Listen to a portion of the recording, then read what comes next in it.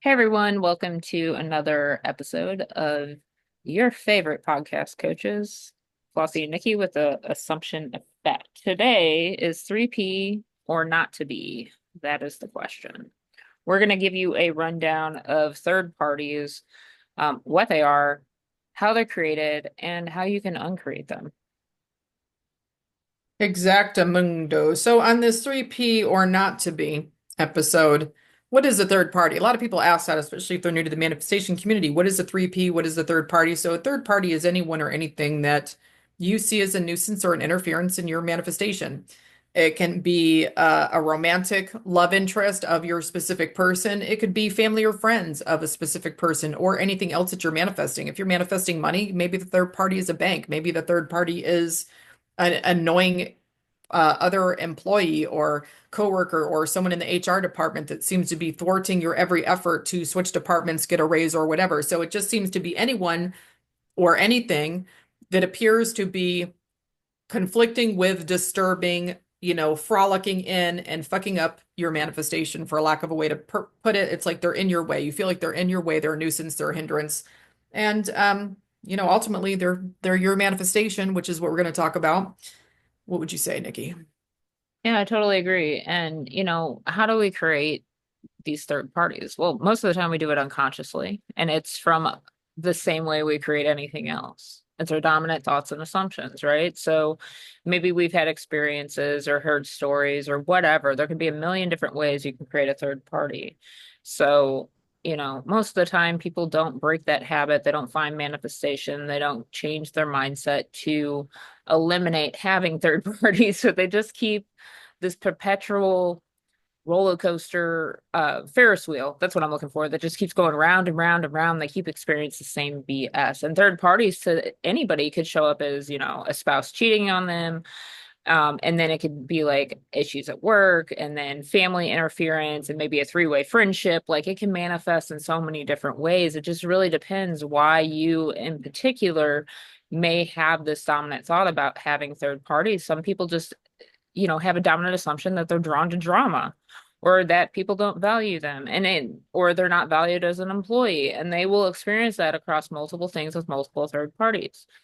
So, really the creation of it can be reversed, and that's what we're here to talk about is, it's easy to create something negative, especially when we're unconscious to it because or not conscious to it because we don't know any better then. We're just living in that victim mentality.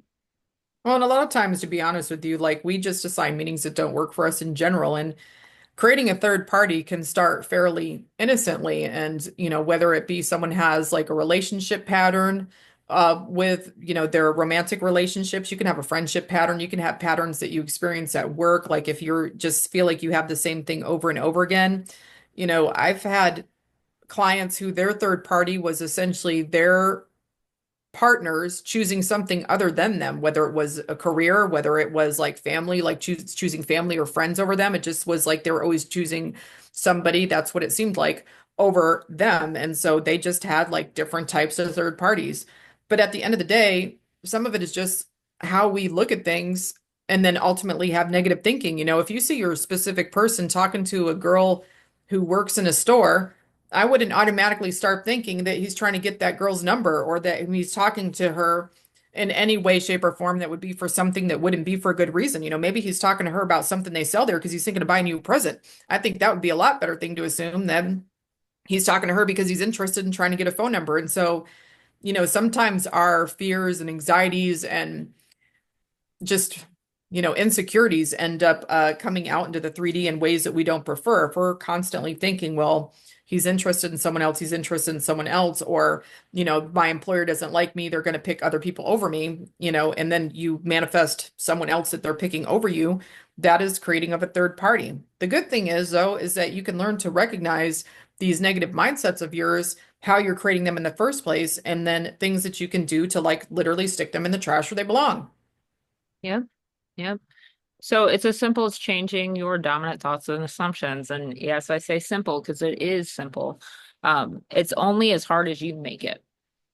So is it normal? We talked about this in many other videos and our YouTube channels and in coaching and courses and everything else under the sun. How do you change your dominant thoughts and assumptions? You persist in the new desire. You persist in the new mindset. You work on a good mental diet. So when you were feeling insecure about your job or your SP or something that could potentially bring a third party to light, or you're worried about just creating a third party, because good Lord, I get tons of those too. Um, you want to redirect yourself and say, no, create a new story. You stop it right there. No, XYZ. This is the way it is. Everybody loves and adores me. I'm priority. Go with some self-concept, because I think a lot of the times it's not that you have to have self-concept. We've talked about that before, but I think a lot of the times third parties created because we are not secure with ourselves and secure with who we are and how people see us. So I think self-concept's a good aspect to start with when we have a pattern of having a ton of third parties. However, Flossie may disagree. Well, I mean, it can be a pattern. It can also be like just some negative thoughts that we're thinking, but I do agree with Nikki. We need to change our dominant thoughts on those topics. And you have to keep in mind that you can literally create affirmations depending on what your situation is that would imply that there is no third party because, whoever has to move is going to move for you to get your manifestation. And so if there is a third party in relation to your SP, whether it's a romantic third party or whether it's, family or friends that are interfering, if you're affirming that, SP loves being your partner or, SP does everything to make you feel secure or that your relationship is perfect, you affirming for that relationship means that that person has to move because just you being in a relationship implies that that problem doesn't exist or is reduced enough to where it just is an issue for you. If it's like a romantic third party that seems to be interfering, unless your idea of a perfect relationship is for there to be a third party, that person's going to go because that person just isn't going to be able to exist in a reality where you're in a relationship. Having said that, if it's family or friends, I mean, you can affirm things like, SP friends all of his or her free time with me, or SP's family loves and adores me, or SP's family approves of our relationship, or is so happy we're together. His friends are so happy we're together, or SP can't stand to spend any time with anybody but me. I mean, I have all sorts of clients decide that they want to affirm different things. And hey, if you want to have it be where your SP can't stand to be with anybody but you, and that you don't find that triggering, go right ahead because you will manifest a version of SP who wants to what? Spend all their free time with you because they can't stand the sound of anyone else. Period. You can And also, go ahead. if you're working on a job, I mean, I'm the boss's favorite employee. He or she favors me above everybody. They're always giving me raises. So if there seems to be a pet at work and they're hindering you from getting a position or getting your raise, oh, the woman at HR loves me. She gave me the position I wanted, or I just got the position that I wanted. Then you can think about how that person from HR just left, or the person who was a nuisance left. I've had plenty of people go bye girl bye, that I thought were a nuisance out of my reality because I'm like, oh, I'm just so happy they don't work here anymore. Peace. Peace. Bye, Felicia. Don't let the door hit you, Felicia. Don't miss you, Felicia. Don't even remember your name anymore, Felicia. Bye, girl. Bye. So, and the mindset is huge. That's the biggest part, right? Changing the dominant thoughts and assumptions. So how else can we get rid of the third party? The easiest way is ignoring the third party completely. Now, I know some of you may think, oh shit, that's impossible. I can't do that because they're in my face. They're in my job. I see them every day when I walk in, or my SP is always posting on social media. Guess what? Put your horse blinders on. If you guys don't know what that is, horse blinders are the way to keep horses from being distracted. They're like Yeah, binocular looking things for like horses. they're these big things. Right. So put your horse blinders on. Don't go checking the 3D. Don't go to social media pages that you know are going to trigger you. Don't go looking to see if third party's still around, whether that's in work or family or love or whatever. Don't go asking about third party. Don't have conversations about third party. If it's something where you were in presence as a third party on a daily or often basis, guess what? Create a story. Not my reality. Just walk by. Just don't engage. Engage if you have to in the 3D, if it's like something, a work project or something like that.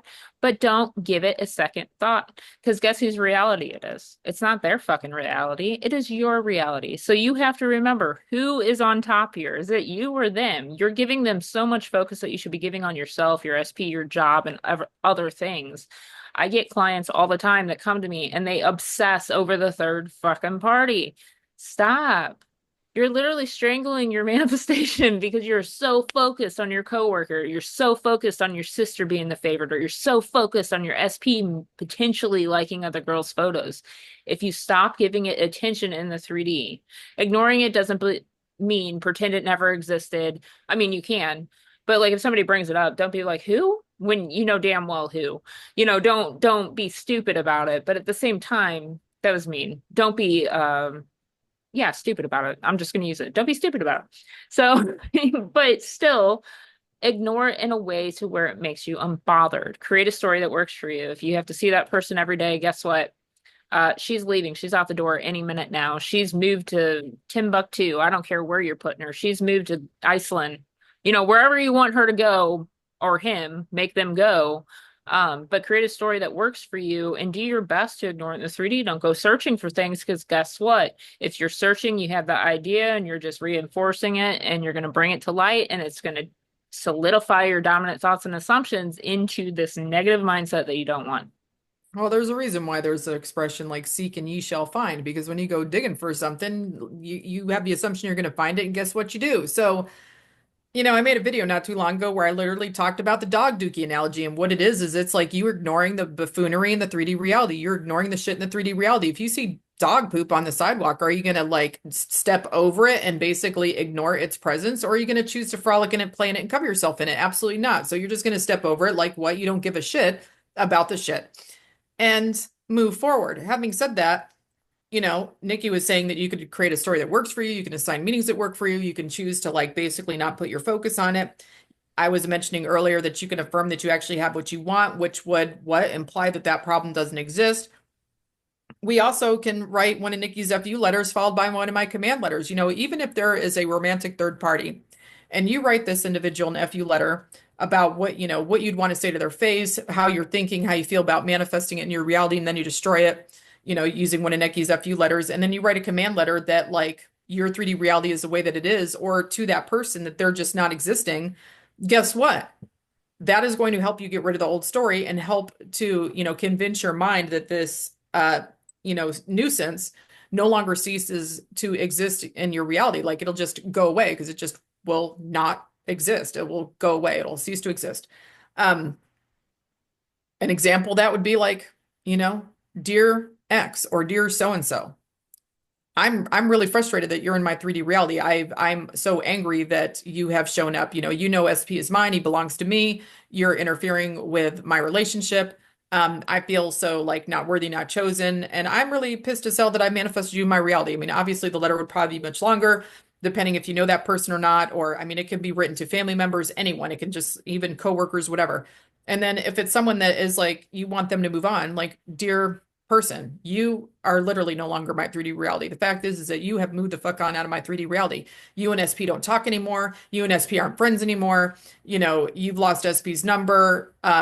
You and SP can't stand each other. It's almost like you just literally cease to exist because I said so. And then you destroy it. If it's a coworker, like, you're no longer causing me issues. In fact, you've moved to a completely different apartment. You've changed companies. You got transferred out of state. Whatever that it is that you would like to experience, you just write what you want to say to their face, and then basically how they've moved on, how they're not in your reality, how they're not interfering, or how they're so happy about XYZ. If you feel like it's someone that needs to stay in your 3D reality because maybe it's like, SP's mother and she's a nice person, but she just doesn't seem to be too keen on you at the moment, and you just want to write a command letter that she loves and adores you and thinks that you're the most amazing person and doesn't remember any of SP's exes, that she never brings up anything negative. And in fact, it's like she worships the ground you walk on and thinks that you're the absolute dream person for her son, daughter, whatever. You can write that too. Yeah, you can change anything and you can recreate, uncreate what you've created. So if you have created third parties in your life, no matter if it's romantic, unromantic, friends, family, coworkers, maybe just somebody you don't like, whatever the third party situation is, you're the only one with free will in your reality. You're the one that decides. You're the one that decides that somebody goes or stays. So if you created something unpleasant, plain and simple, ignore it to the best of your ability or create a story that works for you. Change the dominant thoughts and assumptions, and guess what? It'll conform. Third party, no more. And make sure that you keep a good mental diet. And like I said, I suggest some self-concept work because a lot of third parties result from insecurities of our own, in my opinion, in addition to the patterns, of course. But you just So, need to also keep in mind, like Nikki said, nobody has any free will in your reality but you. You have the free will to choose what your thoughts and therefore assumptions are going to be. They don't have free will. Your SP doesn't have free will to reject you. Your boss doesn't have the free will to decide not to give you a raise. The HR person doesn't have the free will to decide to be a nuisance. The mother, the friend, the sister, or whomever who seems to be interfering, they don't have the free will to decide to reject you, not like you, treat you like garbage or whatever. The institution doesn't have the free will to reject you. Nobody has the free will to do that. They're just acting based on your thoughts and assumptions and ultimately conforming to your thoughts and assumptions about them or whatever it is that they represent to you. And that's all it is, period. So when you change your dominant thoughts and therefore assumptions about them, guess what? They have to conform or they're going to move out of the way. Like they're either going to move and the 3D reality is going to conform to you getting what you want, or they are going to conform to whatever person or whatever, do whatever things that you want them to do. Why? Because it's spiritual law. They must. They don't have any free will to decide what to do. They only can follow the script that you give them. Change the script. Change exactly. the script, people. Because 3P or not to be doesn't have to be. That is the question. And the answer is they do not have to be. You can kick them right, the Holy Mother, out of your 3D reality by changing your dominant thoughts and assumptions. Do a rewrite. Rewrite! Exit stage left. All right, guys, we'll see you on the next podcast. Bye.